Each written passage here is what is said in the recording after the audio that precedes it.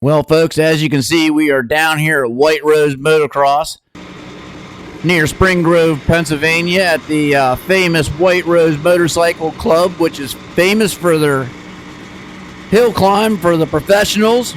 If you haven't seen it, you need to come down to the club and just check it out because it is just an amazing hill climb to watch, and to see the pros go up over it, that much better. All right, we're getting ready to get this thing started.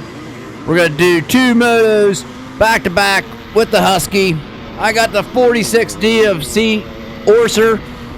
Haven't raced him before, but he is a lightning bolt out there. And I got Brian Haney right off the bat to try to get around. It's been amazing to race this year. But this is going to be a race against my good buddy Craig Lowry. There goes Joey. And Craig and I are in the same class. And he's on that Kawasaki up there, 250. It's an 81 KX motor in a 82 KDX frame. And he's letting it all hang out. He wants this one. He wants a little bit of bragging rights going into the winter time. I got something to say about that, though. I'm going to tell you that right now. This is some of the really good mixing it up that you can do down here at White Rose. Joey's looking for traction anywhere he can get it. In these beginning motos, they were out watering the track while we were riding, trying to keep that dust down. But man, it made it a guessing game on what you were going to come around to turn to. It all worked out in the end. We had some good racing, and if they hadn't watered it, it would have been so dusty, it would have been more dangerous with the dust, I think. Now, I'm going to try to sneak around the outside here and just test the waters with Craig, see what I got for him. And I'm thinking right there, I can outbreak you, I think. Heading around for one lap. This is about a 1 mile loop. They got it's a GP style motor course. No big jumps or anything. All lay of the land. They might have enhanced a little bit of the land, a little bit on like some of that start finish line jump there. But for the most part, this is just a lay of the land. I got a 390 Husky. Down along this straight stretch here, they added this little bit of a chicane in instead of going all the way down around, and I like it. It left me set Craig up, get him on the inside. Now I just got to make a stick because I know he's in my right ear right now. I hear him fading a little bit. Coming into this next turn, though, I can make a stick. I'm going to hold it. Now, this part right here was all new.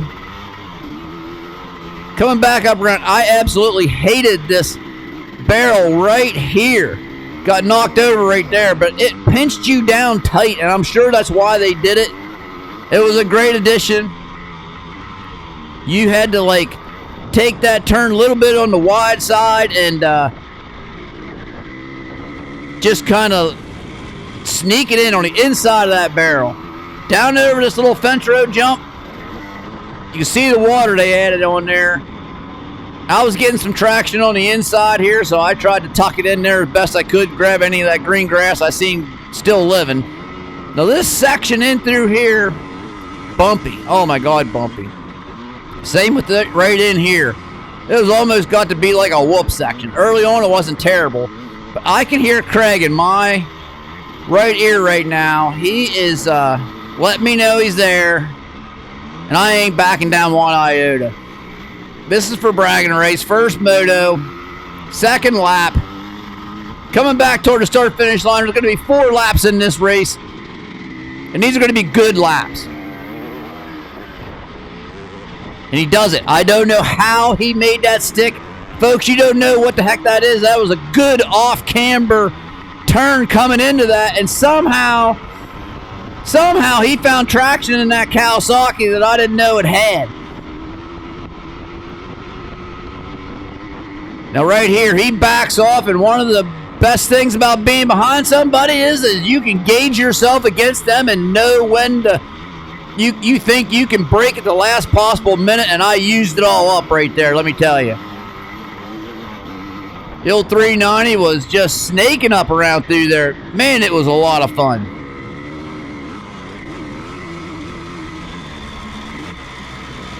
Back into this corner that's going to pinch you down, and it made passing tight. Now watch me. I'm going to go on the inside part of this turn, and you're going to notice that instead of going on the outside there, if you pull that in tight to the left-hand side, makes that turn a heck of a lot easier. I'm trying my best to take away any inside line that Craig has here. I'm not giving him an inch. I want this second place because I know that Brian Eichelberger is out front, set sail, and he is gone. Not much we're going to do with him. Congratulations, Brian, on a great championship this year. You did the post-vintage 50-plus class proud, let me tell you. Back up over the jump. I got another lap to try to make here, folks. I am out front, and Craig is in my stinking ear, just revving the heck out of that KX250, and I mean to tell you what, watch this. Every turn tight, tight, tight. I am running more defensively. Now, I don't ever run up this hard to the left, but I'm running there because I know it's where he passed me at last time, and I don't want to give him an inch. We're going to come down to the white flag, and I'm going to hold him off by taking away that inside line, and that's how she went. All right, folks, you are watching post-finish 50-plus expert line. Once again, this is Moto 2. Craig and I tore it up out there on the first freaking race, and you're going to see Brian Eichelberger. He's going to have to fight to get his way up to the front up there. But Craig is right in front of him. Can't believe the whole shot he got with that Kawasaki. You got Joey Spade on my left-hand side out there. Tearing into this first turn, and it's anybody's game. Now, I looked up the charts, and it looks like 397's on that Honda right in front of me, and it says M. Brown. The only person I know is Merritt Brown. And unless he shrunk, I kind of doubt he's the one in front of me, but he is, he's going to make me work for this pass. Let me tell you, folks, he is going to make me work for it. I creep up on him when I can, trying to get it. I should have stayed a little tighter, I think. But it just seemed like he had an inside scoop on what I was thinking, because if I wanted to go inside, he'd duck inside, outside, whatever I was doing, he was going to think he would do just as well, and it worked out well for him for a little while. Down over the jump there. Going to try to make this stick on the outside. This was starting to get a little rough. You can see that front tire of his, though, getting traction. He's going to pinch me a little bit wide right there. Makes it stick. I'm going to try what I can do on the inside here, and there he comes. He's coming back. And I can just see Craig kind of fading away into the distance up there. And I'm thinking to myself, second moto is worth more than the first. It's going through my head a million freaking times. I beat him in the first moto, but if he beats me in this moto, it's all over with, folks. He ended up getting fourth. Jim Laird got third. Eichelberger got first in that first moto. So with a second place and a fourth place finish, it's going to take a small miracle to pull off the any kind of a decent finish behind Brian Eichelberger. Now here's where I was able to get Craig and Mr. Brown up there. He is just stayed in the gas way longer, not getting out of it. And we even catch Craig a little bit right there on that. I think that's one place that if Craig had to come work on the track a little bit, he'd push it a little harder into that uphill turn. Diving around here, I'm trying for a different line. I'm going to maybe try to pass him on the inside here. I'm going to try to show him a fender wherever I can. I do not want Craig to get out of my sight. I just feel like I'm not going to have that carrot in front of me that I need to try to get him. And as you can tell, this Honda is really making me work for it. This is high speed, folks. This is third, fourth gear coming out across here.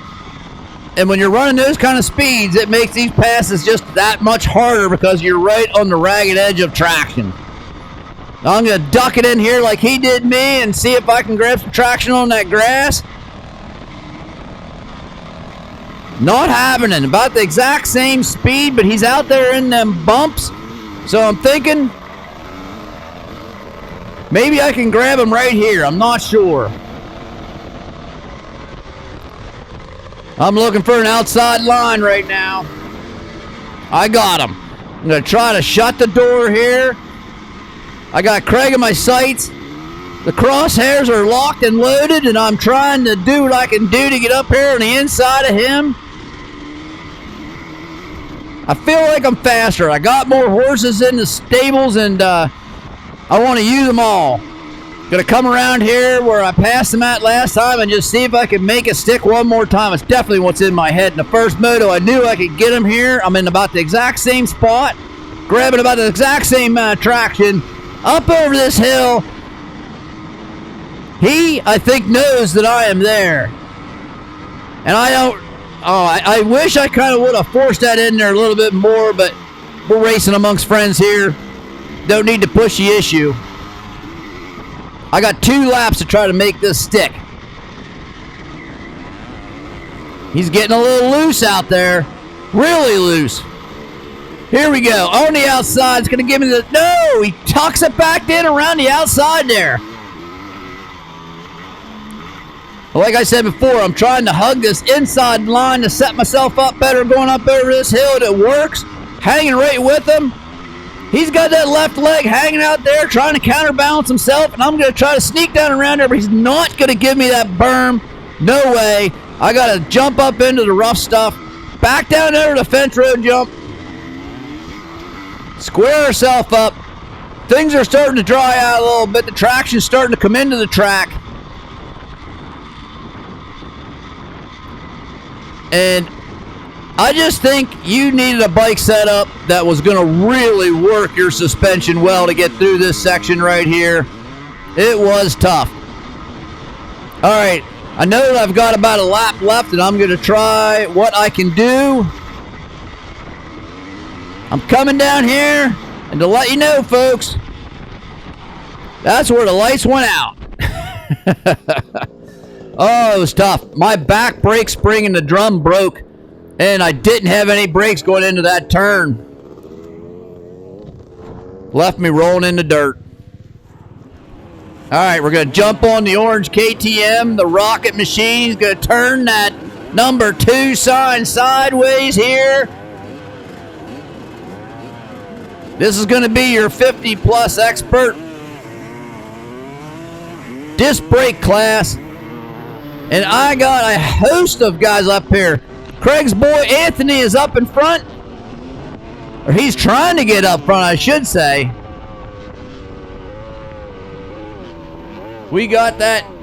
See, Orzer out there just mixing it up. Anthony is going to come away trying his dangest to get around these guys.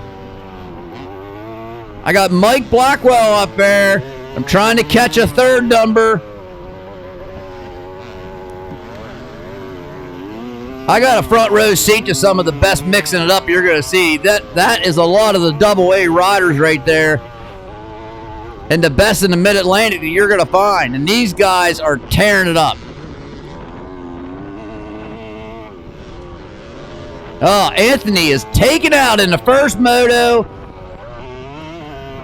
Lost traction. Looped it around there right before the jump. He's out of it, folks. He's out of this first moto. He's not going to be able to get anything done. We still got a lot of good racing ahead of us, though. All right, now, as you can tell, there's no way I can hang with these guys for any length of time. There goes one guy, though. It's going to put me in third overall. And I just don't understand what the heck is happening because these leaders are like taking herself out. First Anthony, and I think that might have been Blackwell that went out right there. And we got another one. I should have grabbed the number plate off the side of that one, and I'm in second place overall. This is getting good.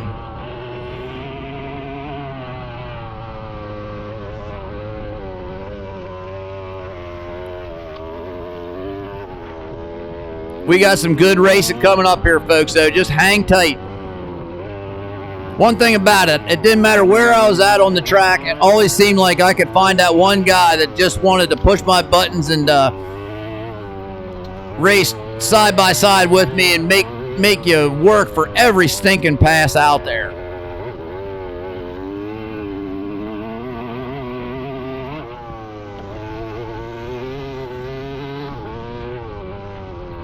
I ain't gonna lie. On some of the rougher sections, this KTM was a godsend because the suspension on this was so much nicer than the old 79 Husky.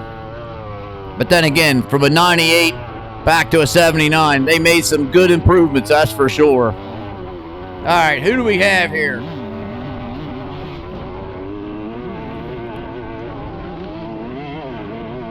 I think that was that 579 M Singendinger. Made quick work of me, I can tell you that. They come by me so fast I can't grab them number plates.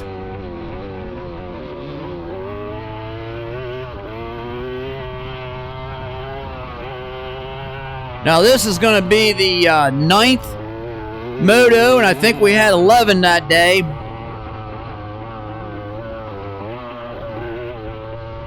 Now I'm going to fast forward a lap here because one of my buddies here that you're going to see here directly helps run White Rose on the motocross course with him and his brother Grant. That's Brett Reichert on 733 on a KTM 200 EXC. I've taken that bike for a ride, and it's a carbon copy of what I got underneath me, and it is something else. He is getting it. He was telling me he's lagging a little bit in the bottom end, but guess what? Out on this track, you don't use a whole lot of bottom end. So I'm thinking, for bragging rights for KTMs, I need to get around Brett. But that is a tall order, let me tell you, folks. Tall order to get that done. Not that Brett was out here riding the course. He is just a excellent rider when it comes to any of this GP motocross style stuff, and he can let it hang out. It's great to see him out there on that Puke of his with the milk crate on the back, picking up stuff and putting stuff out. Them guys did a heck of a job, but I want you to stick around to the very end of this video. He is going to get the pass of the day. We just went by where it happens at, and you're not going to believe what you see, I'll tell you that. So I just included Brett's race in there because it was so good. That's going to end it for the first moto.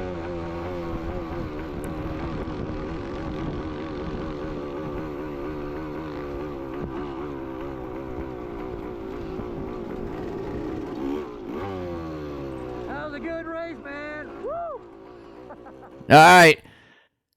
Same class. Moto number 2, but as you can tell, the video footage looks really weird. Now, I'm going to just let you in on that. For some reason, these GoPros will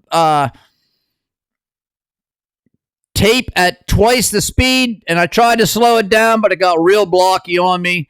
And I apologize, but I got old Josh Fetzer up there in front of me. Him and I duke it out this entire moto. But the one thing I wanted you to see was Brett Reichert with a pass of the day. You're going to see this. So I'm racing Mr. Fetzer up there, and there comes Brett around the outside, tucking it in, and he wants around Mr. Fetzer in a bad way, and I got a front row seat to this. I never, if you would have told me he was going to do this, you had to see this. It was going downhill, left-hand turners, one berm. He is going to get out of the berm into the off-camber grass somehow, and he makes that stick. That was just amazing. Talk to y'all a little later, folks. Have a good one.